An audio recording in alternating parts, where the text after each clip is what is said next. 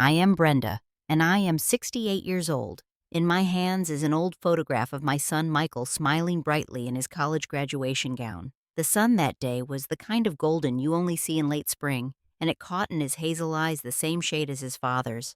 I never imagined the love I spent my entire life giving him, and the home I turned into a nest for him could become a weapon used against me. It all started on a Tuesday morning after the rain when the doorbell rang, with a sound that felt too ordinary for the way my world was about to split apart.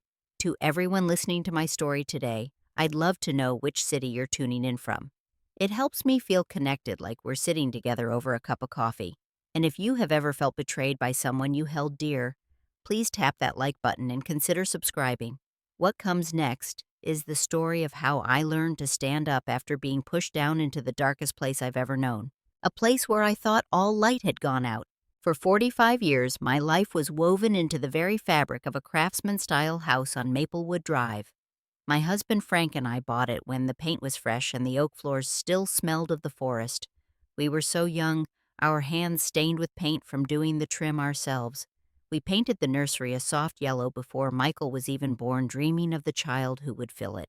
Frank passed when Michael was just 10, a sudden heart attack that left a silence in the house so profound I thought it would swallow us both.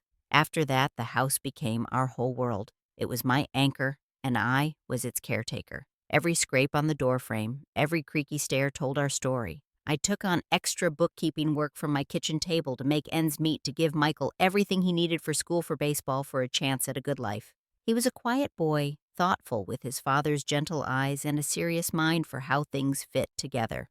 He would sit at that same kitchen table for hours, building elaborate structures out of Legos, his small brow furrowed in concentration. He grew into a kind man, a civil engineer who loved solving problems, who would call me every Sunday without fail. His voice a steady comfort. When he brought Ashley home for the first time, I was so happy for him. She was beautiful, of course, with a sleek confidence about her that seemed to fill a room. A marketing executive, ambitious with a laugh that was a little too loud, a little too practiced. Her handshake was firm, her smile polished like a new coin. I tried so hard. I made her favorite lasagna, the one with the 3 cheeses, even though it took me all afternoon. I didn't comment on her modern taste in decor when she subtly criticized my floral curtains, calling them quaint. I just wanted my son to be happy, and he looked at her with such adoration it made my own heart ache. About 2 years into their marriage, they began staying with me on weekends, more often saying the city apartment was too cramped. That's when Ashley started talking about the house. "It has such good bones, Brenda," she'd say, walking through the living room, her manicured fingers trailing along the built-in bookshelves Frank had made. "But it's dated. Imagine if we opened up this wall, made it a great room. Michael and I could move in properly. It would be perfect for when we start a family." She painted a picture of a bustling, multi-generational home full of laughter and grandchildren. She talked about Christmases and summer barbecues in the backyard. Michael's eyes would light up at the idea. He wanted that too, the family continuity, the roots. The formal proposal came over a carefully prepared dinner, one she cooked, showing off her culinary skills. The table was set with my good china, which felt strange. Ashley had done the math, she said, pulling out a spreadsheet on her tablet. A full renovation opening the floor plan, a chef's kitchen, updated bathroom's new roof. The works would cost around $180,000. They didn't have it, but I did. It was my entire retirement lump sum, my safety net, the money Frank's life insurance had provided, carefully saved and invested for decades. "It would be an investment in the family home," Brenda, Ashley said, placing her cool hand over mine on the tablecloth. "You'd never have to worry about anything again. We'll take care of you here always. This is your forever home." I looked at Michael's hopeful face. I saw my future in that picture, growing old, surrounded by family in the home I loved, with a grandchild, maybe on my knee in that very living room. I thought of Frank and what he would have wanted. I said yes. The renovation was chaos, but an exciting chaos. For months, the house was filled with the sounds of saws and the smell of sawdust.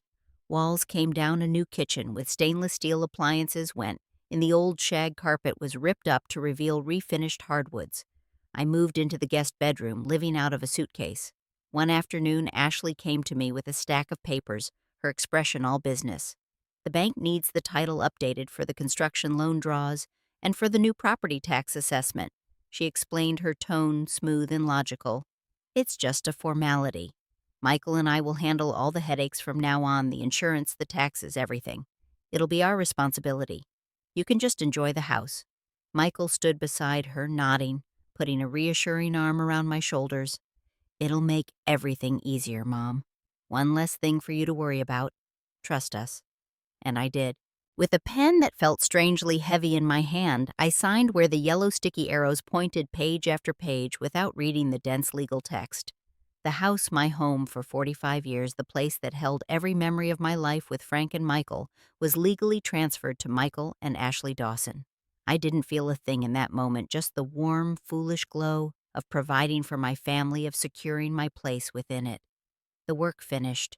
The house was stunning, a magazine spread of open spaces and glossy finishes. For a few fleeting months it felt like the dream might come true. We had family dinners, but Ashley's visits became shorter, her conversations more clipped. She'd talk about their house, their investment. She started making decisions about furniture placement without asking, removing some of my older pieces to storage. A cold seed of doubt took root in my stomach, but I watered it down with excuses. She was busy with her career. She was stressed from the move. Michael was happy, and he was here more often. That was all that mattered, I told myself. That was everything. The phone call at 3:17 in the morning fractures time into a before and an after. The digital clock's red numbers are burned into my memory. It was the highway patrol. A multi-vehicle collision in dense fog. A semi-truck had crossed the median. Michael was gone, just like that. No last words, no goodbye. The pain was a physical vacuum sucking the air. The light, the sound from the world. I remember screaming, but I don't remember the sound. I remember the cold of the kitchen floor tiles against my knees. I moved through the next days as a ghost, following instructions from other people. Ashley, in contrast, was a whirlwind of chilling efficiency. She handled the funeral home, the obituary, the floral arrangements. Her movements were precise, her demeanor controlled. Her tears, when they came at the visitation, seemed to arrive on cue for specific guests. At the service, she positioned herself as the chief mourner, the young widow clad in devastating black. When his mother asked to say a few words about my boy, about the child, he was the man he became, she gently, firmly steered me away. The program is set, Brenda. It's a tight schedule. The pastor has his remarks. Maybe just a private thought at the graveside. I was too gutted to fight.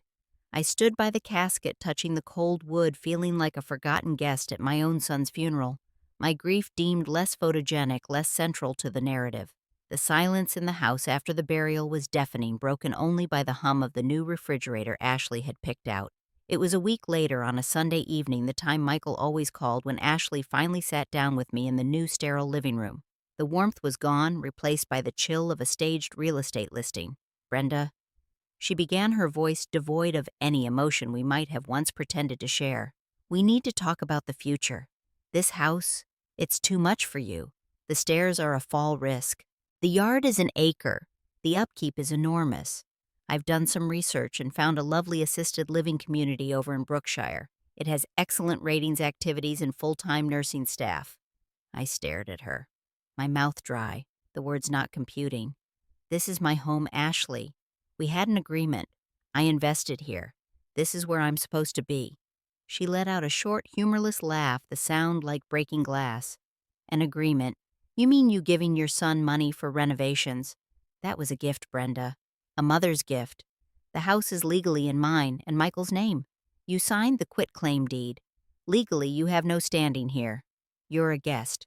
The words were like individual slaps. My money. The $180,000. That was my retirement. She cut me off, her eyes sharp. Prove it.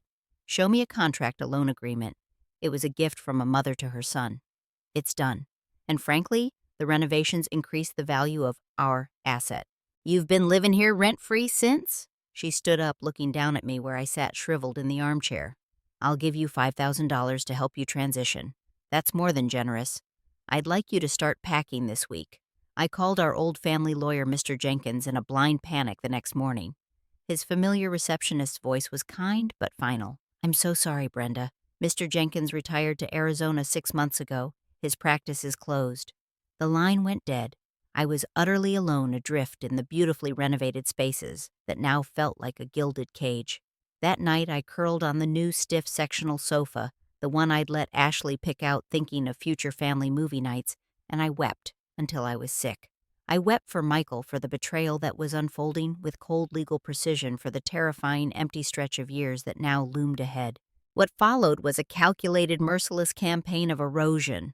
Ashley began to remove Michael from the house, not all at once in a fit of grief, but piece by piece, systematically dismantling my memories, rewriting history.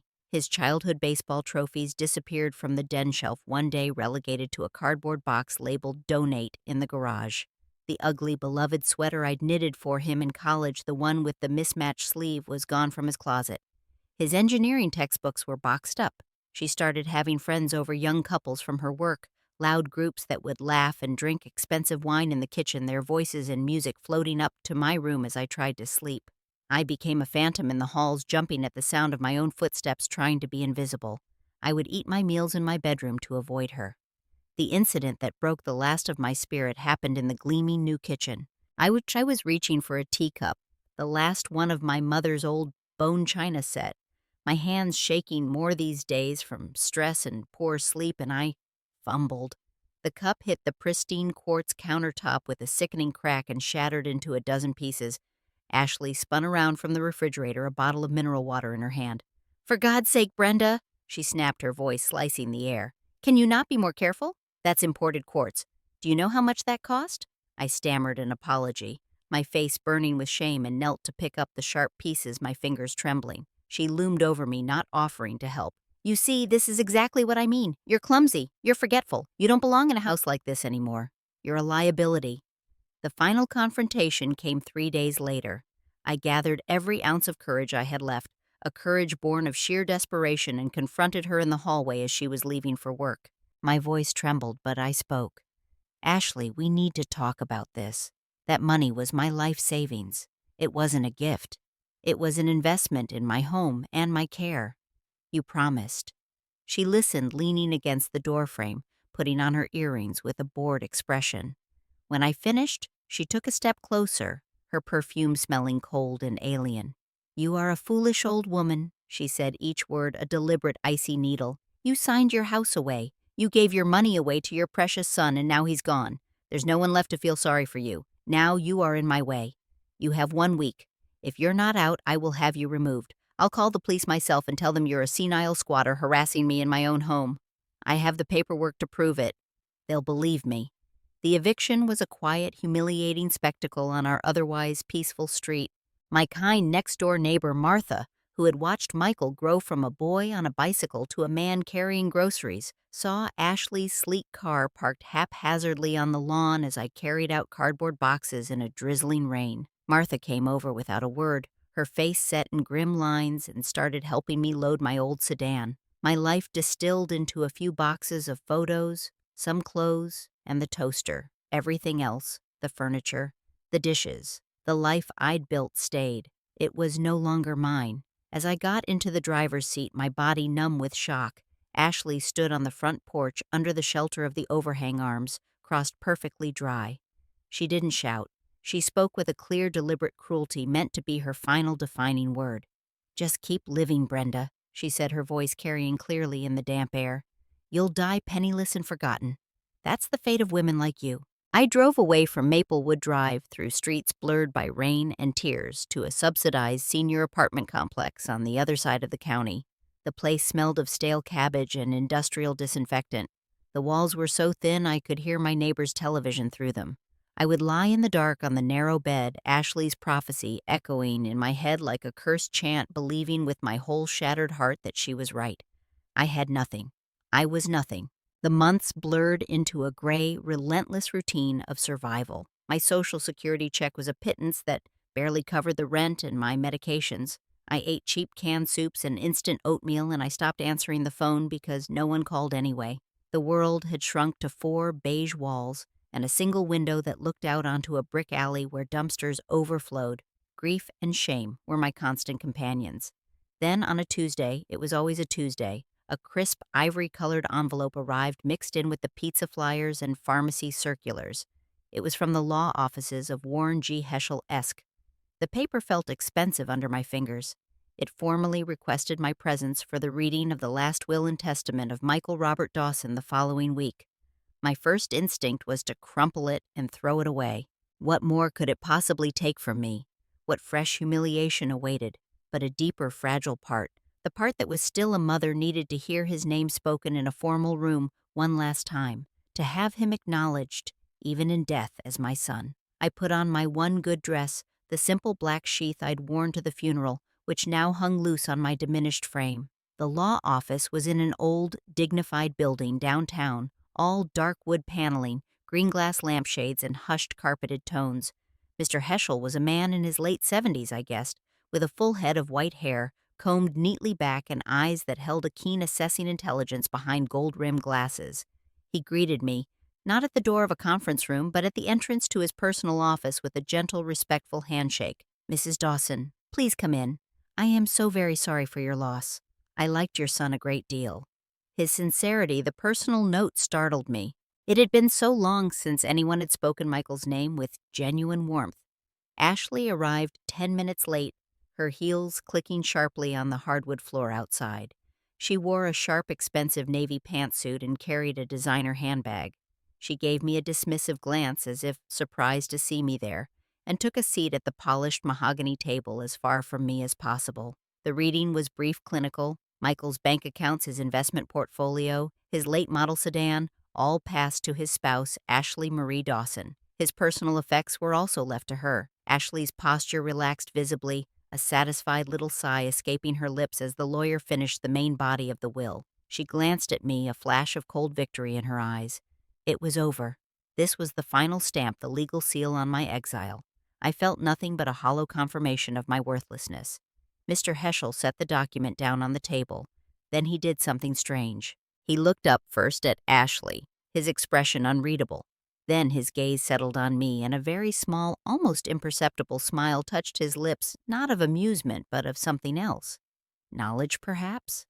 "There is," he said, his voice clear and deliberate in the quiet room, "one final item. A specific bequest held separately in a conditional envelope." Ashley stiffened her manicured hands, gripping the edge of the table. "What are you talking about?" "That was everything. The will is complete." "Not quite," Heschel replied calmly, as if discussing the weather. "Approximately 1 year before his passing, Michael came to see me privately. He was quite insistent. He gave me a sealed envelope with strict written instructions. It was only to be opened 1 year after the date of his death, and only if there was evidence of a substantive dispute over his estate or the disposition of the family home on Maplewood Drive." He turned slightly, unlocked a deep drawer in his massive desk, and retrieved a plain white legal-sized envelope sealed with red wax. My name was written on the front in Michael's familiar looping handwriting. My heart, which had been a dormant cold stone in my chest for months, gave a single, hard, painful thump, as if jolted back to life. "This is ridiculous." "Open it," Ashley demanded, her composure cracking like thin ice. Her face had gone pale beneath her makeup. Mr. Heschel ignored her, his movements slow and deliberate.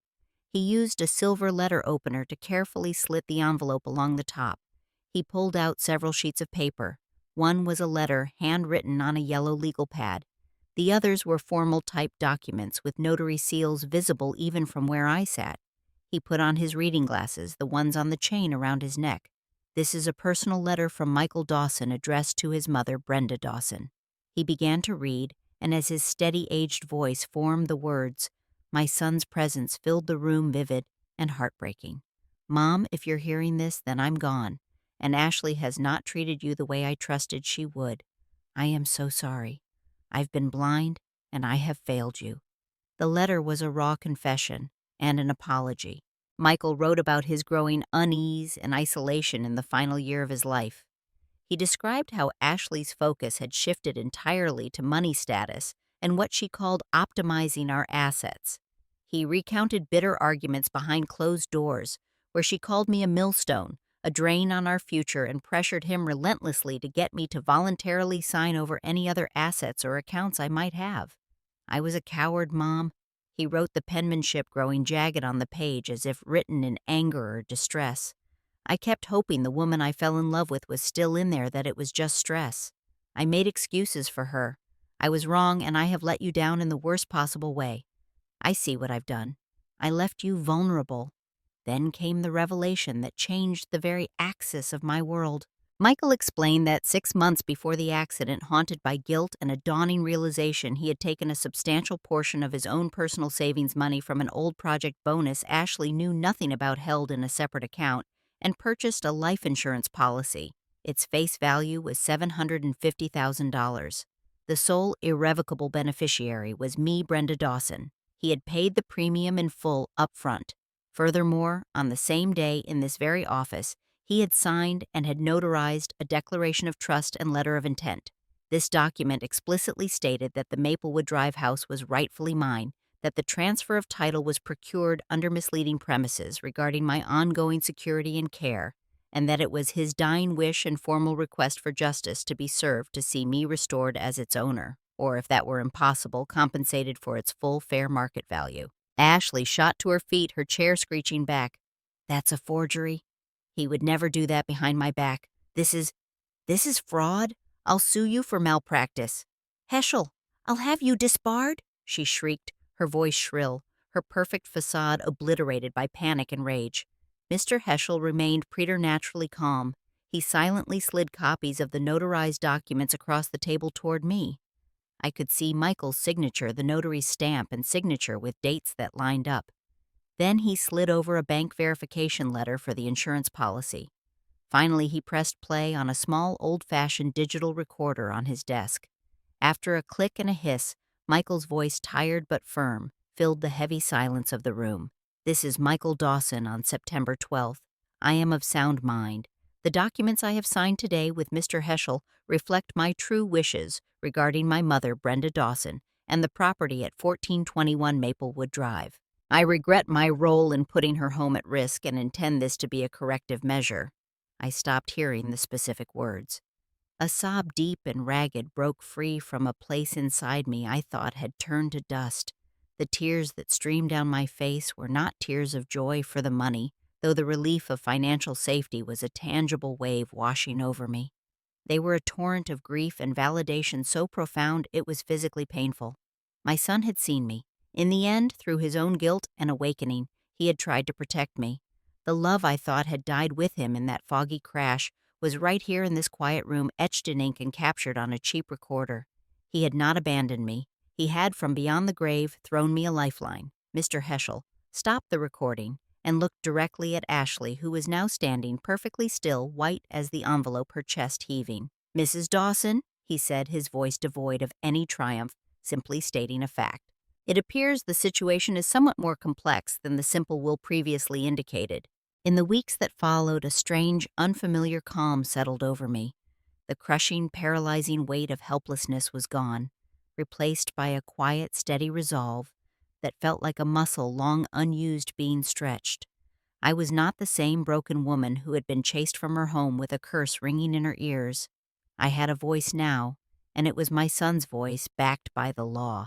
I formally hired Mr. Heschel to represent my interests. His strategy was brilliant in its simplicity and its avoidance of a messy, drawn-out public court battle that would only drain everyone's spirit and fortune. He drafted a letter to Ashley's attorney, a man named Driscoll, who had a reputation for aggression. The letter was not aggressive.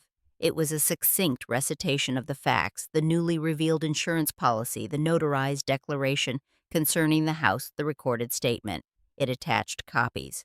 Then it presented a simple, powerful proposal. Ashley would immediately list the Maplewood house for sale at a fair market price. Upon the successful sale, after the existing mortgage was satisfied, I would receive 50% of the net proceeds, this sum representing the return of my initial investment and recognition of my moral and equitable ownership.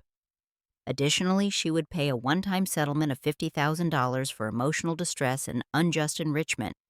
The alternative was a civil lawsuit alleging fraudulent inducement, undue influence, and seeking not only the full value of the house but also punitive damages with Michael's own testimony as our cornerstone. Ashley fought initially. She raged through her lawyer threatening countersuits, accusing me of manipulating a grieving son. But Mr. Heschel was an immovable object. He invited her lawyer to listen to the full recording to examine the original documents. The evidence was unassailable, and Michael's voice on that tape, full of regret and clear intent, was devastating. A protracted lawsuit would tie up the house, prevent her from accessing any equity bleed, her dry in legal fees on both sides, and expose the entire sordid situation in public filings. Her bluster faded into a tense, furious silence, and then capitulation. The house sold quickly to a young family. The day the sale closed, I received a cashier's check for an amount that seemed surreal. It was a significant sum of money, more than I'd ever held, but it felt like paper compared to the other, more valuable thing I received in that process: my dignity, my agency. I did not move back to Maplewood Drive. The memories there were now layered with too much pain, too many ghosts of betrayal. The beautiful renovations were forever tainted. Instead, I used a portion of the insurance money to buy a small, cozy cedar shingle cottage on a quiet lane near a community garden. It had a sunny porch for reading, a fireplace, and a small, manageable yard where I could plant flowers. It was mine, solely in my name. With another portion of the money, I worked with the university to establish a modest endowed scholarship in Michael's name for civil engineering students with financial need. It felt like turning the pain into something that could propel a young person forward the way Michael would have wanted. One soft afternoon in early fall, I took the handwritten letter from Mr. Heschel's office to the cemetery. I sat on the grass by Michael's headstone, the sun warming my back, and I read his words aloud to him, to the wind, to the quiet earth. "Thank you, my boy."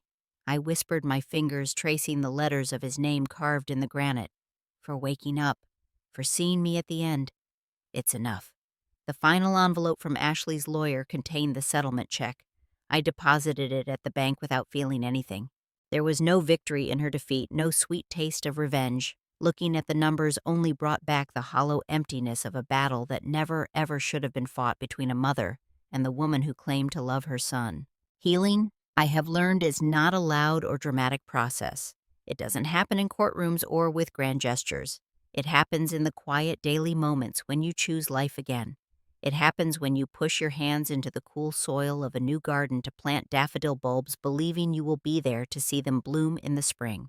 It happens in the tentative act of joining a book club at the local library and finding your voice to share an opinion about a character and having someone listen.